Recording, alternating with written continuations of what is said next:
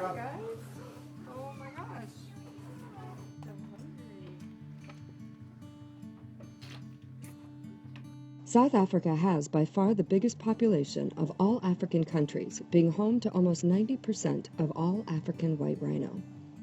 In 2015, 1,175 rhino were killed by poachers in South Africa, and unofficial figures for 2016 say that over 450 rhino have been killed in the country to date. The market for rhino horn, which has a similar consistency to human fingernails, is fueled by demand in China and Vietnam, where traditional healers claim it cures a vast array of ailments, from impotence to liver disease.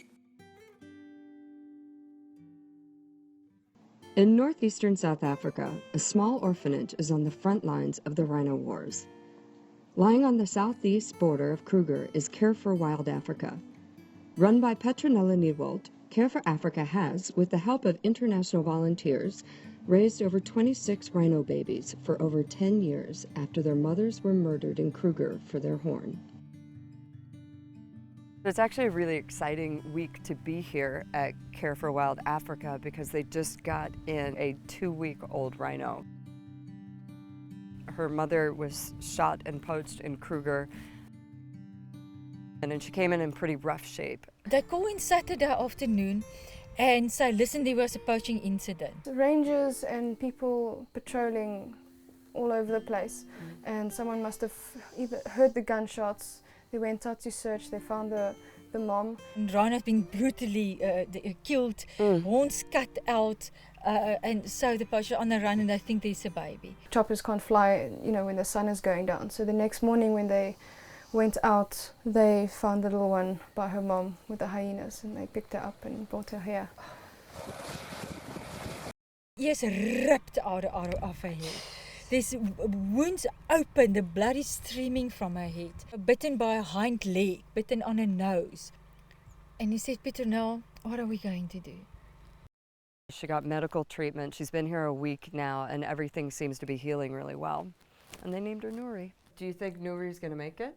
Yeah, it's very well. The last 2 weeks it improved a lot. It's a miracle. Yeah, she was in a lot of stress and pain. But the first night I saw she's very spirited, she's very strong, and I can feel that will to live in her. It's overwhelming actually.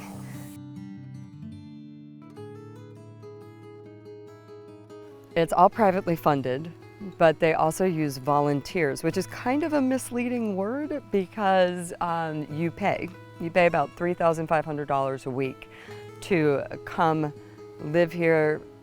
Food and shelter are taken care of, and you basically work your butt off.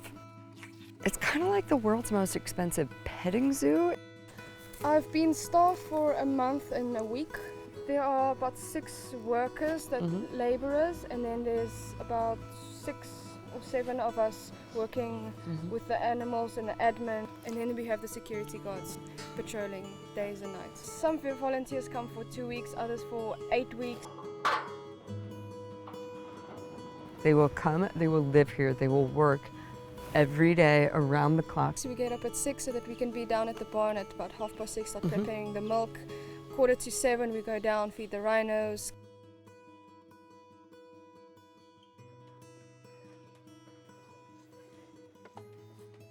Clean the bomas, shovel some poop.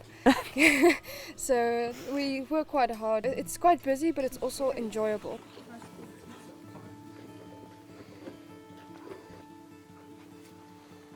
Right now, due to poaching, the South African rhino population is absolutely devastated. Some even call it a rhino genocide. The reality is that the government is dealing with so many basic problems from a human point of view that there just isn't a lot of money and expertise to go around to look after wild animals.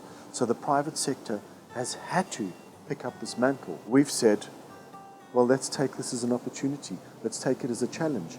Let's step up to the plate and be supportive of the government and say, no problem, we will find people. The world is full of people that are prepared to do this.